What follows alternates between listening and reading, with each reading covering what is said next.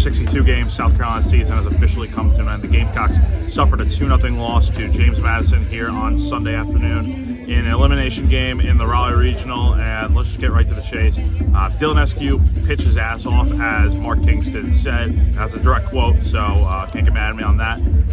But he really did. He pitched wonderful today. 5 1/3 innings of 1-run ball, only made one mistake the entire game, gave up a solo home run in the first inning, and the first inning was a struggle. He threw 33 pitches, really had to work for his outs, but from there he really settled in and just looked completely in command and worked in and out of some jams, but he did his job and was able to pitch into the 6th inning and give everything that he possibly could have and so much more to South Carolina today. But unfortunately, on the flip side, the offense was disappearing today. Just a non-factor in this game.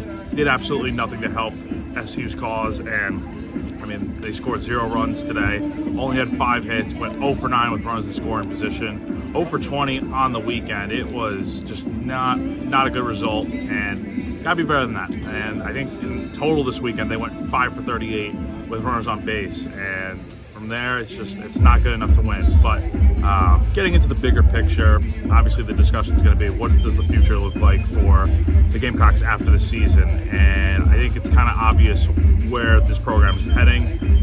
Mark Kingston has just wrapped up his 7th season at South Carolina, and he called this year a good season, but they're always looking to have a great season. And when you look at the bigger picture, I think the results kind of speak for themselves. I'm not going to kind of elaborate on why or why not. He'll be back next year. Look, he is under 500 in SEC play. You had a really up and down year with a pretty good team. Yeah, I know it wasn't always perfect, and I think last year's team was probably better, but they're always falling short of Omaha. And I think the expectation with this program is that you got to get to Omaha and you got to try to win the College World Series every year. You should at least be hosting a regional every year, for the fact of the matter. But of course, this season things just were very shaky, up and down, inconsistent, I think, to say the least. And it showed. And South Carolina fell out of potentially hosting a regional. Matter of fact, potentially hosting a super regional.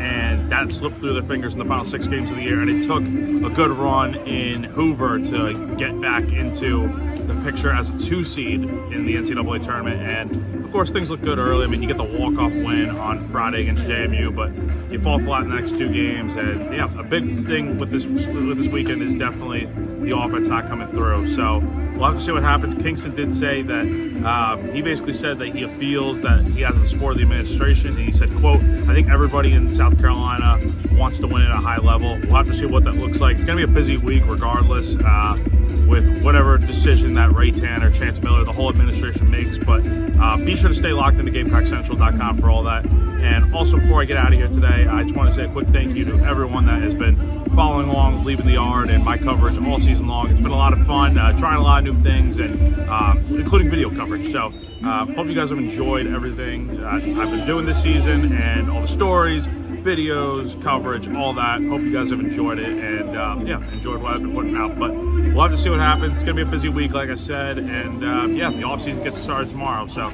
that's going to do it for me from Raleigh. For GamecockCentral.com, I'm Jack Veltri.